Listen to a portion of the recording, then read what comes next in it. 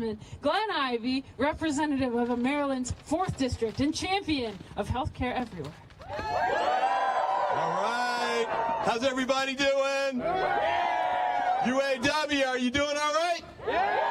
All right. NIH, are you doing all right? All right, we got to keep fighting on this. You know, it's a scary day. It's a scary period. I know it's been something for you all. I'm a cancer survivor. I lost my father to Alzheimer's and Parkinson combined. I lost my mother to heart disease. The things that you all are doing, the research that you're doing is making a difference. We're all counting on you to continue to have a chance to work. And that's why we're here to fight the administration to make sure we can continue allowing you all to do the basic research that we need to save lives, not just here in the United States, but across the world, right? Absolutely, absolutely. And we need to make sure we keep the pressure on every day. I really want to thank you all for coming out here today. When I heard the report of the weather last night, I said, man, it's going to be a low turnout event. But aren't we all here strong today? Yeah, out here strong today. I thought about the Montgomery bus boycott. They marched day after day through the winter, all the way to work and back out here, carrying on that tradition, and you're going to make a difference just like they did, right? Absolutely. We got to keep going. We need every mini march on Washington day after day to push this forward. We got to fight to take the Congress back. We got to wait 2 years to do it, but we're going to take it back, right?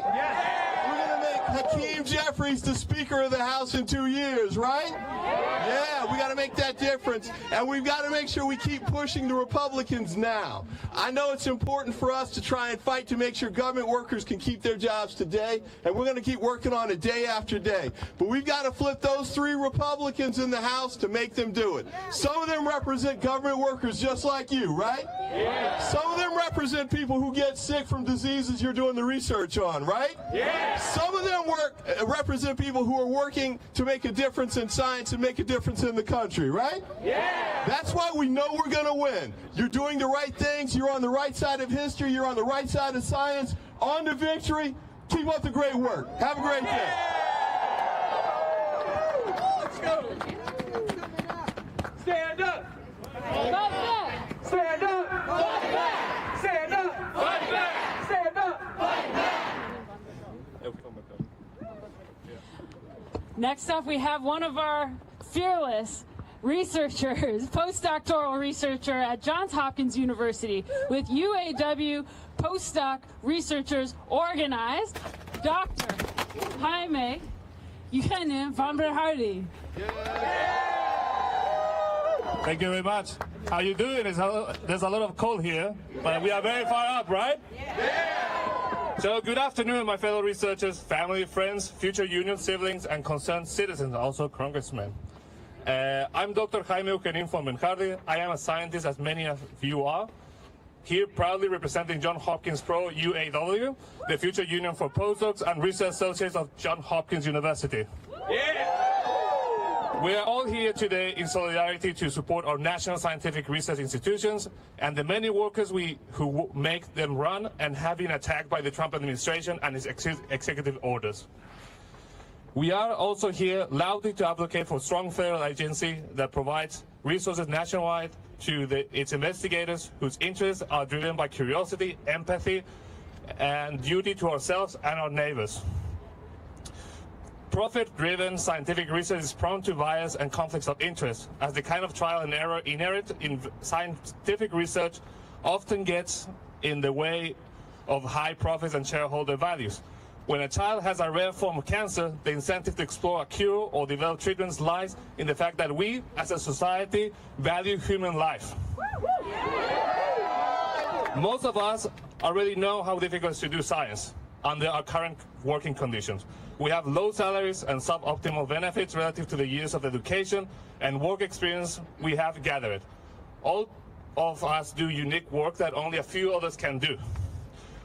We work long hours and sacrifice weekends to advance our research. We even postpone advancing our personal lives, like starting a family or buying a home. And as many of you at Hopkins are immigrants, which is true for postdoctoral fellows across the country, I cannot tell you how difficult it is to do this life-altering work with the constant anxiety and the mental health toll that looms over us while we work, with the fear that losing our jobs also threatens our ability to stay here in the United States.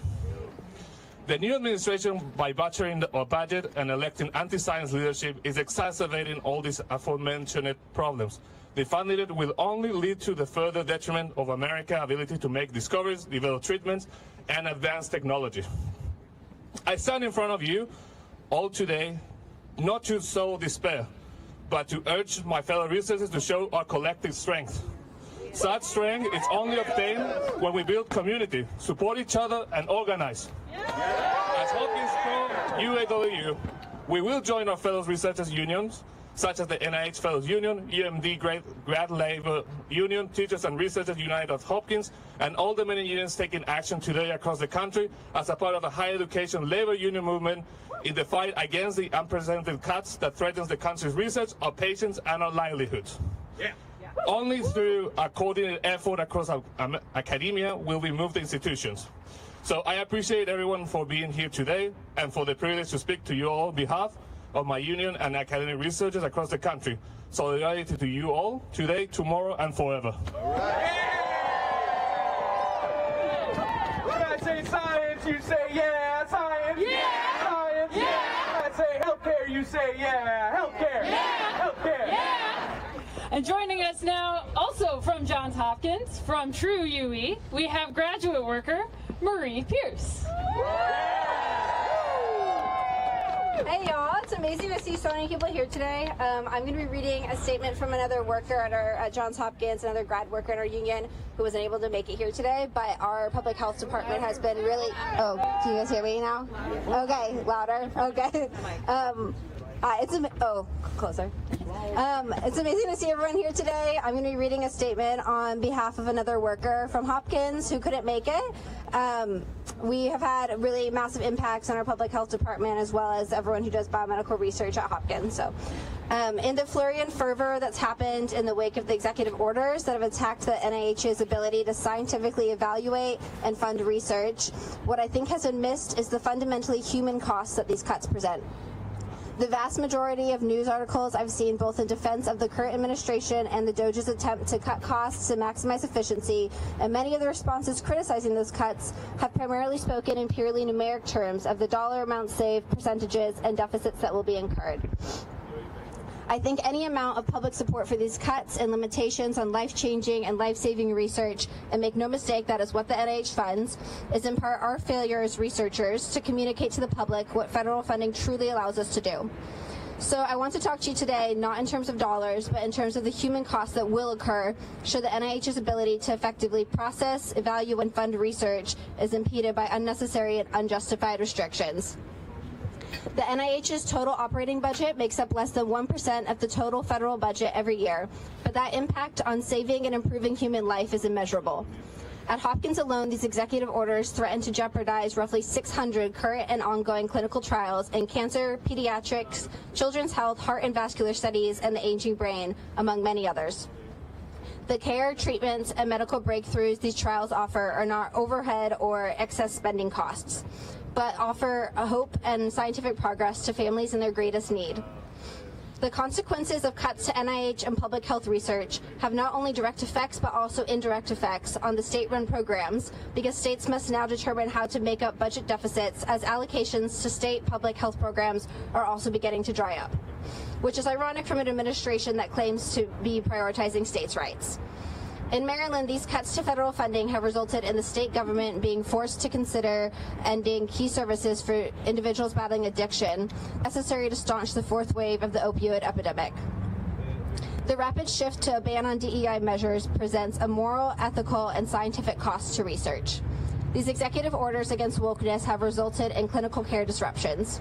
Studies that explore pregnancy and maternal health outcomes for pregnant people have been shuttered. Emerging areas of research are being stunted at their nascency as pre- and postdoctoral grants are being canceled.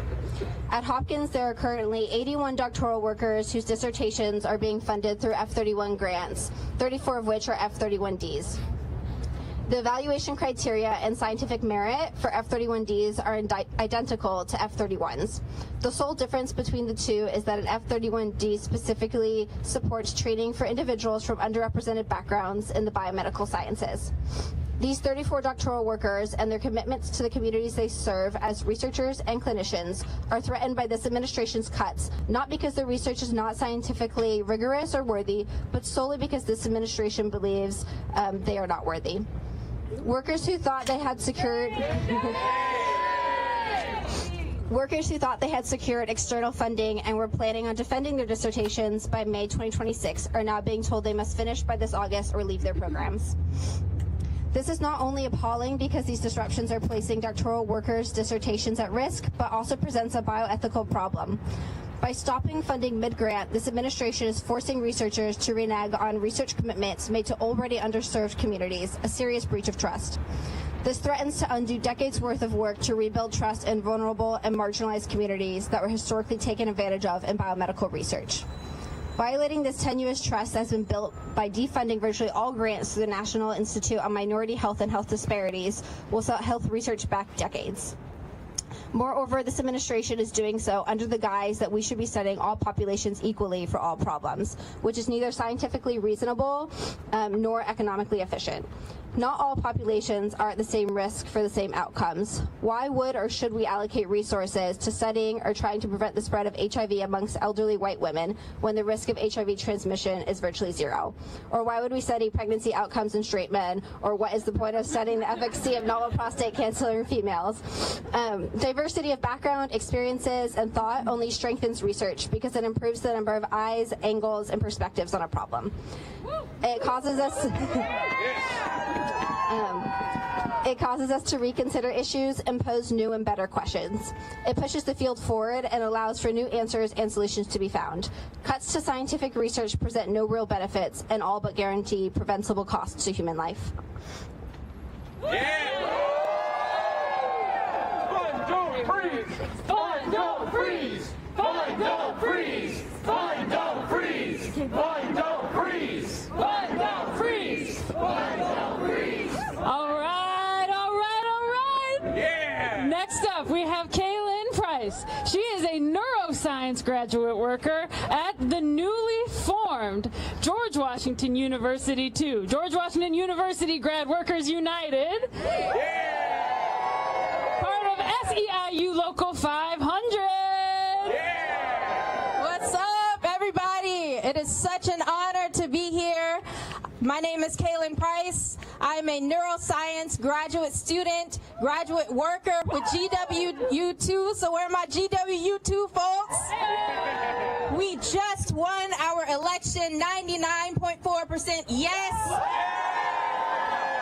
Graduate workers are ready to work not just for science, but for the betterment of all mankind by doing research. We are organized because you have to be organized. You have to out-organize fascism. We are here with the SEIU Local 500 with amazing support, solidarity with all of the other workers here. And it is important that we understand exactly what is at stake right now. I am a proud HBCU educated scientist from North Carolina A&T State University, where I got my undergraduate degree in biology, and I know exactly what it means to do work that is great work with less than what you should have. My brilliant current advisor put it like this: cutting indirect costs is like telling a football team to do their work with only the players and the coach. No lights for the field, no physical therapist for the players, no water for the showers. Just tell them, get out there and do it. What's the problem? You've got to think about what they're telling you and why they're misleading you. They want you to be angry and misinformed, incensed and ignorant. They want you, Trump and his unelected billionaire backers, want you to look at the people like us making $20,000, $30,000, $40,000 a year, working late nights through the weekends because we believe that much in the work that we do as the enemy. We need 2 and 3 roommates to keep doing the work that we do because we believe it's that important. Yeah. We are not the enemy. Our colleagues that we are also organizing with who keep the fume hoods running, who keep the electricity running, are not your enemy. They're your neighbors, they're your friends, and they are helping to make sure that the work that we do is possible. It isn't just enough to have a good idea. You need a building to do it in. You need lights. You need clean water. You need all of the materials that keep a facility running. So saying facility and administration like it's a bad word is ignorant. It is unacceptable that we have to be out here begging for money that is already guaranteed. What they are doing is theft. They are stealing from you, from me, and it's crazy that it's tax season. I'm not even making that much, and I'm watching it go away. They want to fund $18 billion in government contracts to Elon Musk. But they're telling us that the work that we do is bloat and excess. So I want to leave you with a chant. More funding, not less. End research funding theft. More funding, not less. End research funding theft. More funding, not less. End research funding theft. Keep coming out here. Keep telling people what you do and why it's important. Let people know that we cannot survive as a society without the work that scientists, clinicians, and educators do every single day.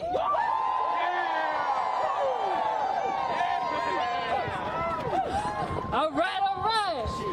All right, and now we have heard from some of our workers here at NIH, down the street at George Washington University, up in Baltimore at Johns Hopkins, and now we will hear from Senator of our great state of Maryland, a champion for higher education and for labor, Senator Chris Van Hollen. Thank you, great patriots all.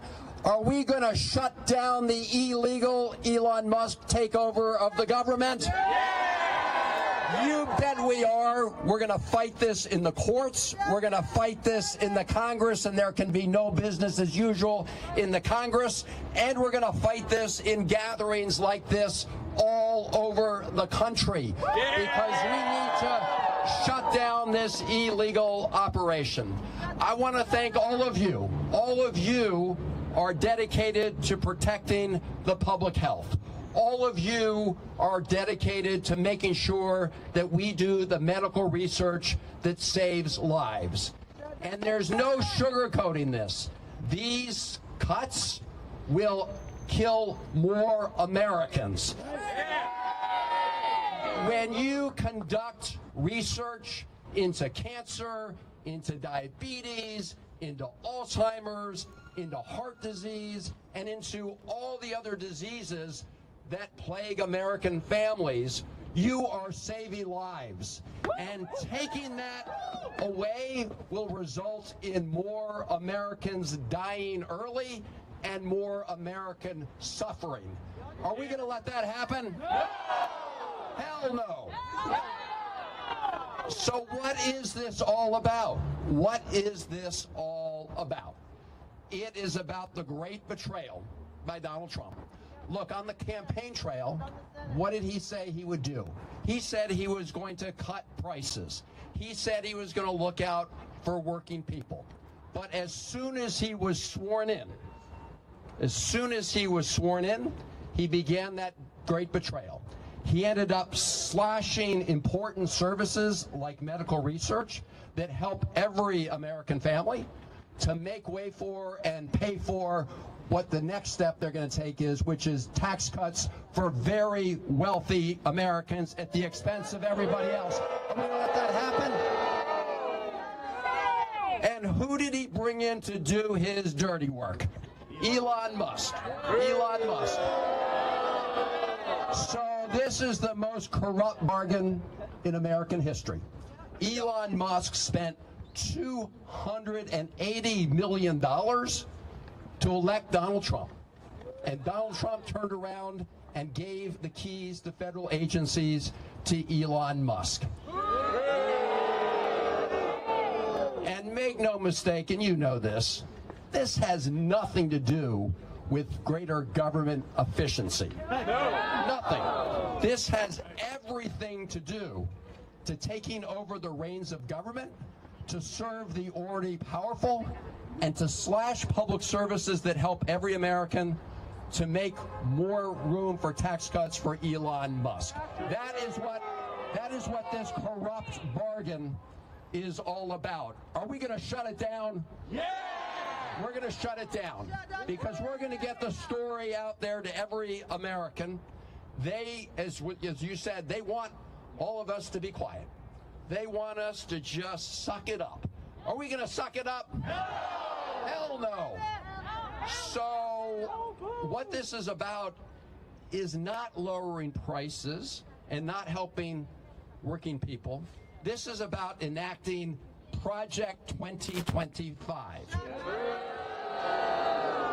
Now, I don't know about all of you, but I dare say you do remember that when he was on the campaign trail and when he was asked about Project 2025, Donald Trump's like, I don't know what that is. Who are those people? That was the big lie. That was the big lie. And why did he pretend to know nothing about it? Because he knew how unpopular it is to enact those provisions. But that is, in fact, what they're doing. They're not doing what he said he was going to do on the campaign trail. He's enacting Project 2025, which he said he knew nothing about.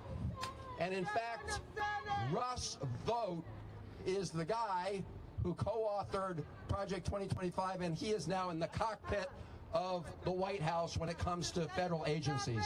So are we going to shut down Project 2025? Yeah!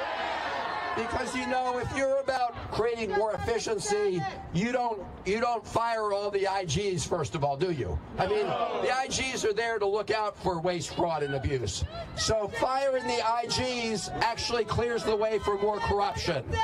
So we can shut down everything we can in order to make sure that we shut down the Elon Musk operation. I want to thank all of you who are doing that, because at the end of the day, you are here to save lives.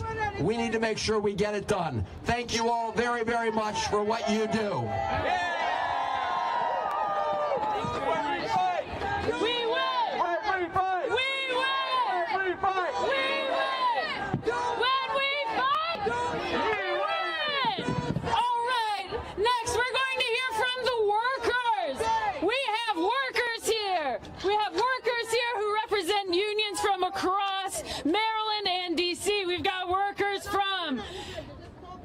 UAW, pro stocks, researchers organized, UAW Pro, can I hear you? We have researchers from UAW, Graduate Labor United, UAW Glue, UMD. We have researchers from George Washington University, SEIU Local 500. And of course we have researchers here from UAW 2750, NIH Fellows United.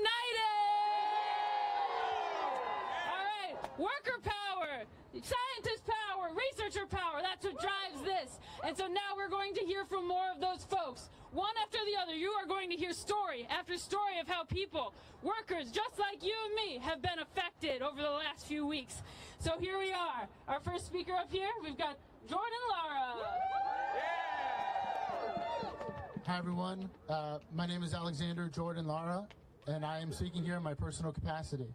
I was a member of Dr. Lawrence Tabak's lab, and I want to tell you a story about how last week aged me a year. For those of you who may not know, he was the acting director of the NIH and the longest-serving deputy director in NIH's history. 10:30, Tuesday night, I got a surprise email from Dr. Tabak saying that he was to be retiring immediately. It was obvious to me and anyone who has wrinkles in their brain that he was forced into leaving the NIH. If they can force out the top NIH official, what do they plan to do with the rest of us? Don't worry, they answered that really quickly with their assault on probationary workers. In between experiments on Friday, I ran around my institute collecting people's testimonies, contact information, while trying to provide resources, guidance, and reassurance. The most productive and accomplished fellows in my institute were facing the prospect of losing their jobs, careers, and visa status, all because of the whims of some oligarchs. This week, these same workers are expected to continue as if business is usual. How can we expect people to discover cures and treatments when they're occupied discovering if they still have a job? The end of the week left me with some hope. In a lab full of scientists concerned about their co-workers' livelihood, science, and the country at large, it was clear to me that we're all in this together, just as we are today. When they come for one of us, they come for all of us. And we are here to say enough is enough. Because when we fight, we win! When we fight, we win! Thank you.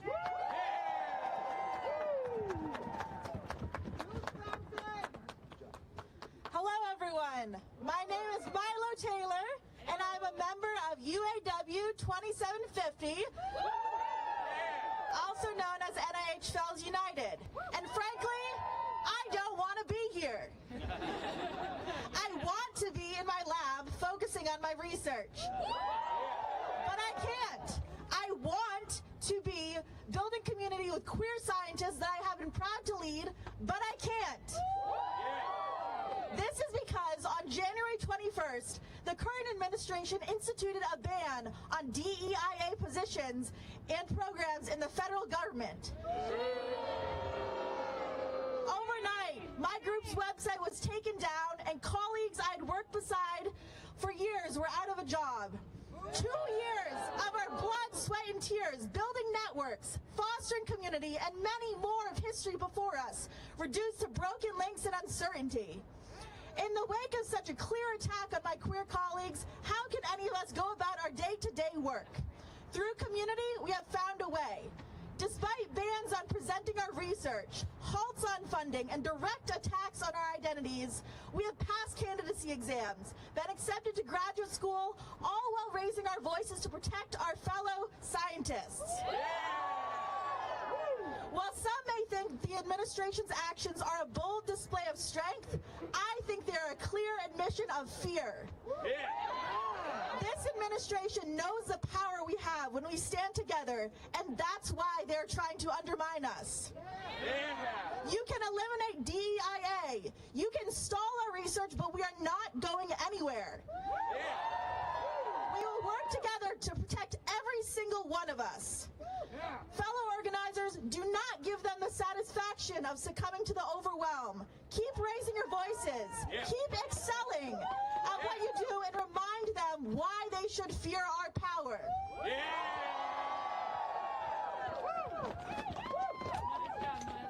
Hello, my name is Connor Phillips, and I'm with NIH Fellows United. As you've heard from others today, the NIH is what makes the U.S. the world leader in biomedical research. The best scientists come here because we can solve the world's most challenging problems in health. You may not be able to tell by looking at me, but I have cerebral palsy. I am this healthy because of therapies developed in the U.S. that helped rewire my brain after a stroke, allowing me to live my fullest life. My experience inspired me to become a scientist at the NIH, where I have developed new therapies to improve the lives of other children with cerebral palsy and help develop a new understanding of how the brain functions.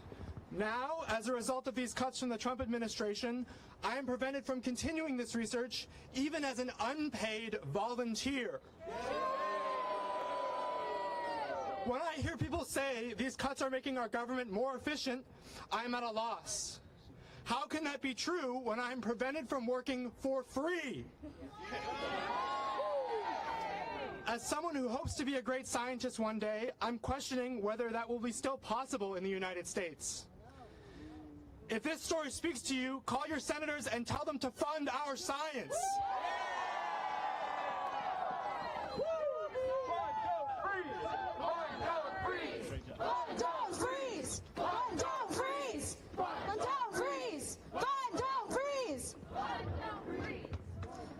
My name is Rakshita Balaji, and I'm a research fellow at the National Institutes of Health, and also a proud member of NIH Fellows United, UAW 2750. My work centers around understanding the science behind chronic pain, which afflicts about 1/4 of adults in America, with conditions ranging from migraine to arthritis to fibromyalgia. My colleagues and peers at the NIH are some of the most talented and passionate people I know and have had the absolute privilege of training alongside. And it has been absolutely shattering to watch my community, the people I care about, suffer from this undeserved stress, confusion, and frustration brought about by executive actions that have squandered our scientific progress and uprooted our livelihoods in just 1 month since the presidential inauguration.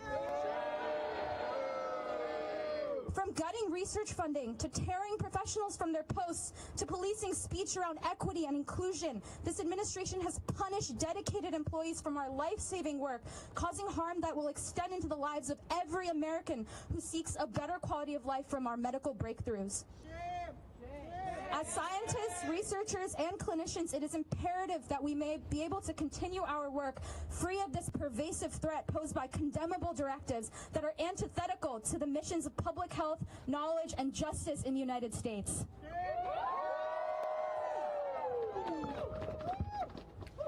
Hi all, I'm Dr. Amanda Shaver. I'm an NIH NRSA supported postdoctoral fellow at Johns Hopkins University. I've been working in the fields of biology and genetics since 2006, and it's been my long-term goal to become a professor, to inspire people to become scientists, and to conduct science that will actually improve the lives of others. I study genes responsible for drug resistance in parasitic worms that cause debilitating diseases to approximately 2 billion people worldwide. I've worked really hard for the last 19 years to build a career in science, and these NIH cuts and loss of funding opportunities have not only threatened my current research, but will jeopardize my future research and my ability to pursue science and stay employed in my own country. America has been at the forefront of science and a leader in the world, but implementing all the cuts and restructuring proposed by the Trump administration will devastate science and healthcare in America. These cuts in science will diminish our standing in the world. Thank you. Fight back! Stand up! Fight back! Stand up! Fight back! Stand up! Fight back! Stand up! Fight back! Hi everybody, my name is Summer Harvey. I am an epidemiologist and a graduate student at George Washington University. I'm here with SEIU Local 500, and I'm a former member of NIH Fellows United. I am still researching at the NIH in a capacity as a volunteer, and that's where I personally have experienced censorship. I do research in cancer screening, I do research in gynecology, and because I was researching gynecologic disease in queer women, I was told that even though I don't get paid by the NIH, that I need to publish that research through my affiliations at GW, which is why, as a graduate worker, I know that we need a strong contract that says from GW they will protect our right to do our research well and to protect us from censorship. So that's my story, but I actually have a story from one of our colleagues at the GW Cancer Center who can't be here today, Dr. Mandy Pratt Chapman. This is from her.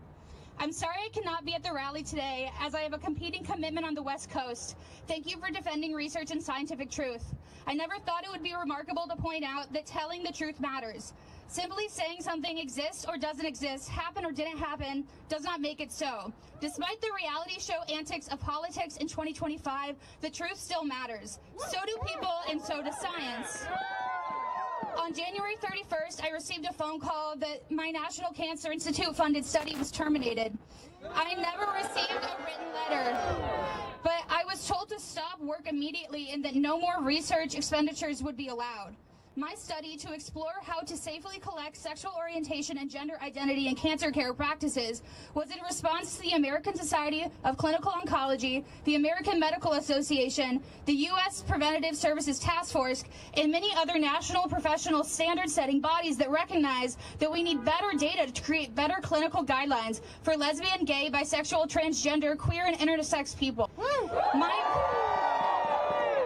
My research was terminated as a result of the president's executive orders, presumably the quote-unquote defending women from gender ideology, extremism, and restoring biological truth. Despite this rhetoric, nothing in this order defends women. What this administration does best is to call something the opposite of what it is and repeat it over and over again until we're confused about words even mean or what is true. This is the oldest totalitarian tactic in existence.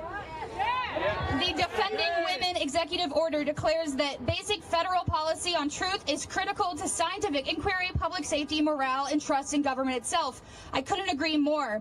But the order then proceeds to define sex as an immutable biological classification that erases the existence of 5.6 million U.S. residents born intersex.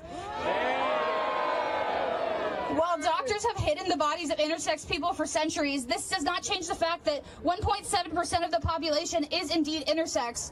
The World Health Organization has only in recent years demanded an end to stigmatizing and performing surgery on healthy intersex people. Likewise, dehumanizing transgender people and defunding LGBTQI research flies in the face of scientific truth and public safety. My colleagues and I have worked hard to make healthcare kinder, more affirming, and more accessible to the 7.6% of the U.S. population that identify as LGBTQ, particularly those affected by cancer.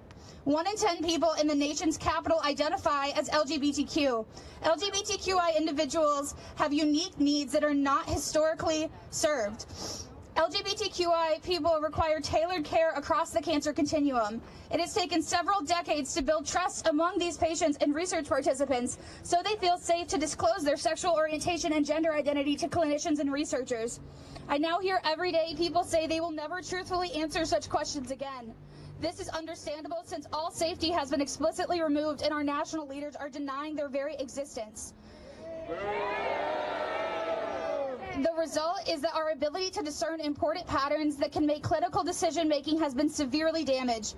The erasure of sexual orientation and gender identity data from federal data sets and our national networks of research impairs our ability to improve clinical practice guidelines and account for differences in the physical and social reality of LGBTQI bodies that deserve health and wellness just as much as any other American.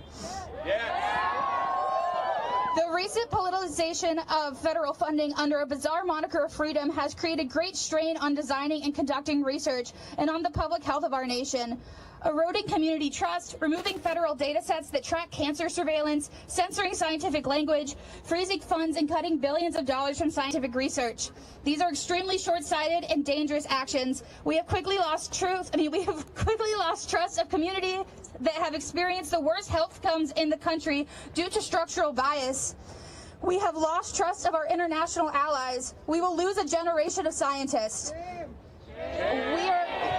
We are turning over innovation to other countries when historically being a biomedical leader was something that we were proud of. We are watching centuries of American innovation crumble for oligarchic personal gains. Let's be clear, no one voted for cancer research. No one voted to cut cancer research. It is the hallmark of a bully to state what they simply wish to be and attempt to use force in order to bolster their sense of power. It is our civic responsibility to call out every untruth and collectively defend those in our nation who are threatened the most. Speak the truth loudly and often. Protect each other. This is civilization. This is the only way to protect true freedom, scientific truth, and the public's safeties. Let me repeat, no one voted to cut cancer research.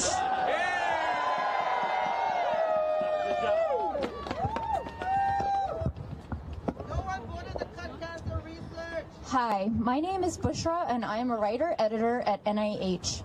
I am speaking in my personal capacity and my opinions are my own.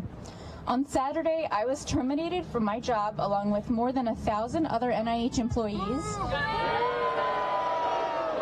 who had less than 1 year of service to the federal government. The layoffs include 2 of my colleagues who are also science writers. These layoffs have decimated our small team. We translate technical research into compelling stories and content so that you, the American public, know about the research your tax dollars are funding. Yeah. We write about conditions that affect the head and neck, including cancer, facial deformities, and various infectious and chronic diseases. By providing information that is clear, accurate, and easy to understand, we help people make wise, informed decisions about their health. Clear communication about science is just as important as the science itself. If we care about government accountability and transparency, we cannot fire the passionate science writers with specialized skills who work hard every day to advance public health and serve the American people. Thank you. All right, we here as workers, we're not just workers in science and in research and education, we are also federal workers. And so now we will hear from leaders from some of our national federal unions. And first up, we have President of IFPTE, Matt Biggs. Thanks. Yeah, and Gay Henson, our Secretary Treasurer, is here too. For folks that aren't familiar, IFPT, we represent 90,000 workers. We represent 90,000 workers throughout North America, and about 35,000 of those that we represent are federal employees, just like the federal employees you've heard from today. Scientists, engineers, technicians, scientists at NASA, for example.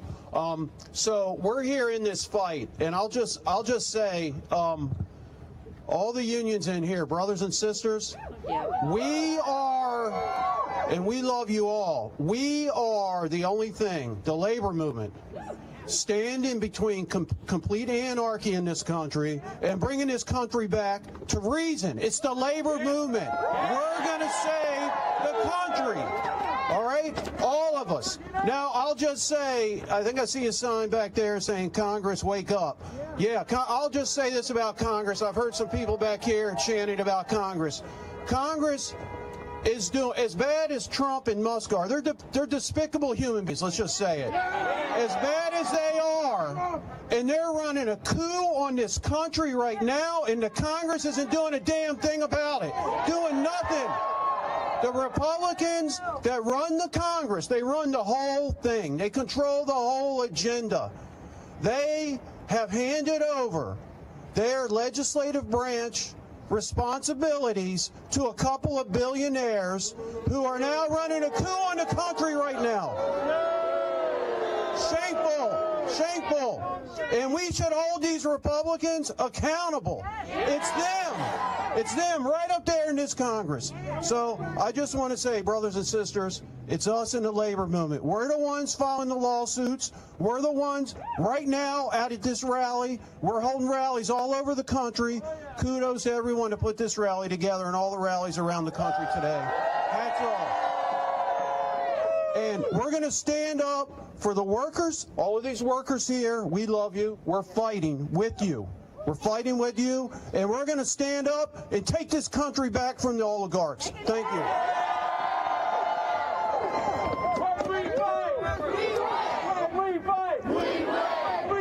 We win. Hello, everybody. I'm Randy Irwin. I'm the president of the National Federation of Federal Employees. How you doing? Great to be here today. Boy, this is happening all across the country. What an amazing thing. We need people in the streets. People are finally waking up, seeing what's happening in this country, seeing our, the critical services that we rely on just being torn down. It's unbelievable. But I want to thank all the federal workers that are here. Just tremendous work. I'm blown away every day at the work done by our folks in the federal government. I've heard so much about what we do for public health today. I mean, what an incredible thing. And to think that we could be losing that our public will be less healthy. Unbelievable. But it's more than that. We're keeping our military ready, caring for veterans, maintaining our homeland security, clean air, clean water, safe borders, safe air travel. National parks and forests. What incredible work federal employees do every day. Okay, and we cannot let these things go away in this country. People do not even understand what this country would look like if those things actually happened. But thank you for your work, and thank you for being here and demonstrating against the tyranny that we are seeing in this country right now. So let me tell you a few things about Donald Trump and Elon Musk. They have no idea about the critical work that you do. No idea whatsoever. And they don't care. They don't care. They offered resignations to 90% of the federal government. Do you know how irresponsible that is? They are putting public safety at risk. They are inviting communities to burn. No exaggeration. They are inviting airplanes to fall out of the sky. No exaggeration. Is that acceptable? No! Is that acceptable? No! And here's another thing. And I got a message for Donald Trump. You swore an oath to the Constitution, and you are not upholding that oath. The things that he is doing are blatantly illegal. He knows it. He admits it. Under Article 2, Section 3 of the Constitution, he must faithfully execute the laws of this country, and he is not doing it. And I don't care who you are or who you voted for, you should be furious about that. And I got a message for Congress, too. What are you doing about it? Look at what we've seen. Look at the violations of the law and the Constitution, and we don't have one hearing. How gutless is this Congress? This can't continue. This cannot continue. This madness absolutely has to stop. But let me tell you, it's the folks, it's getting in the streets and delivering the message, not letting up. You can't give them an inch. We got to keep on telling the stories of the great work that federal employees do. We got to be talking to the media, talking to friends, talking to family, talking to getting on social media, and never letting up. This country is too special. We got a special thing here, and we cannot let it get taken away from us. Thank you.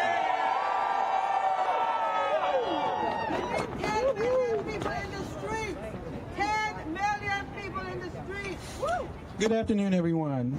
My name is Anthony Lee. I'm a federal worker and chapter president for NTEU, the National Treasury Employees Union, Chapter 282.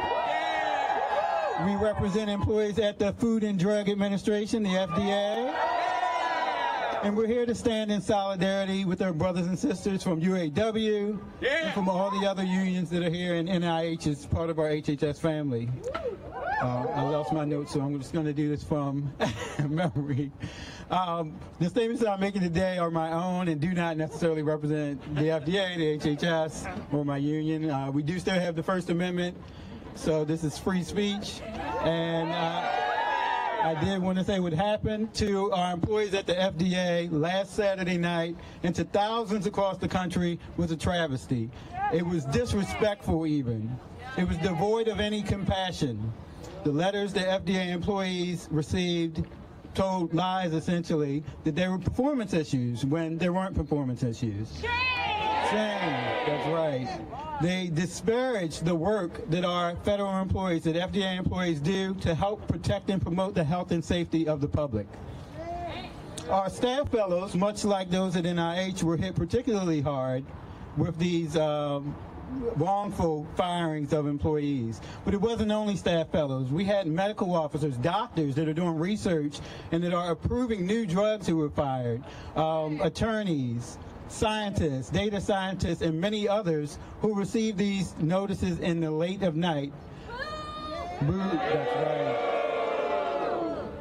And you should care, and the American public should care everywhere across the country because of the work that we do at the FDA, protecting and making sure you have safe food to eat, food that's free from contaminants or harmful ingredients, making sure that our medical products, devices, drugs, vaccines, all are safe and effective for their uses. And when we find that products are on the market that shouldn't be, that we have the ability to take them off of the market. All of that has been put in jeopardy by HHS and their actions.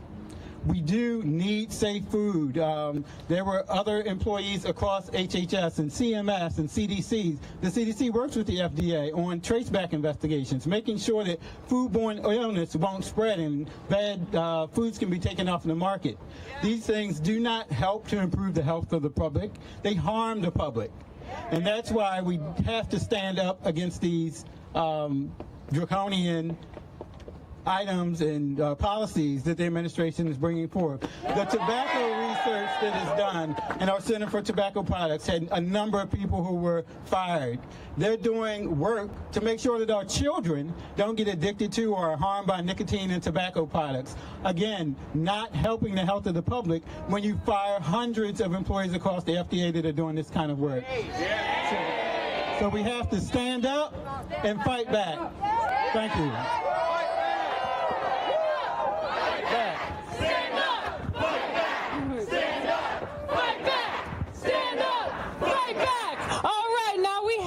One final speaker, and you know, all this last hour, we have heard from people across so many different fields, and it is so clear that this touches every single one of our lives.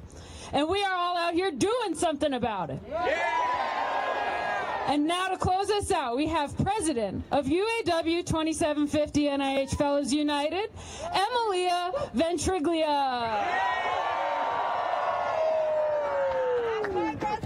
It's like Haley said, this is affecting all of us, every single one of us, your mom, your dad, you, anyone who has health, anyone who eats, anyone who ever has to go to the doctor. Every job means, every job that's lost one less scientist who's fighting for cures, one less educator to teach the next generation, one less public servant keeping our food, keeping our environment, keeping us safe every day. Shame! Shame! Every dollar cut isn't just a shrink in the budget. It takes something from every single one of us. It's theft. It's theft from our health, our education, our security. These are extreme freezes and cuts that attack not just us, but every taxpayer. It's our rights, and this isn't over. We're not going away. We know that there's more cuts to central services coming to Americans in science, and we're not going to back down. We will not go away. Look around.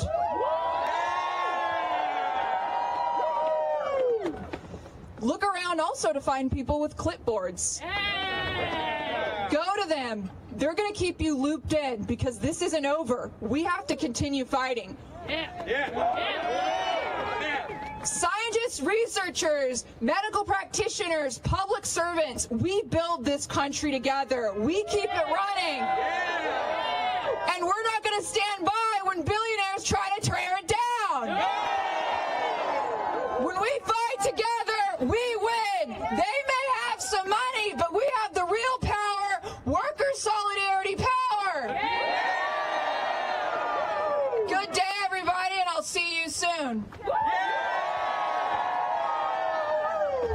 When we fight, we win. When we fight, we win. We fight, we win.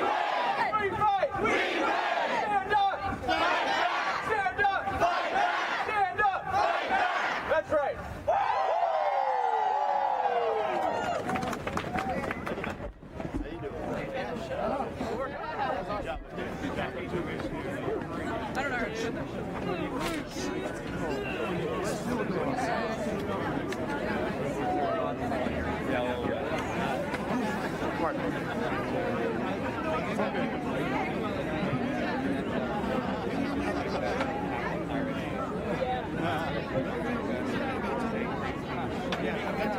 I'm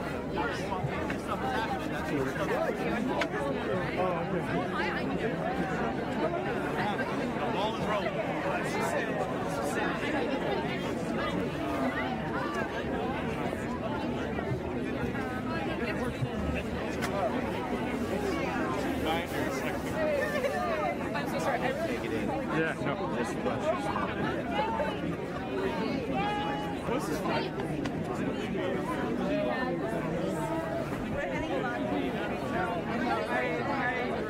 Okay. I'm gonna go try to give her sign back.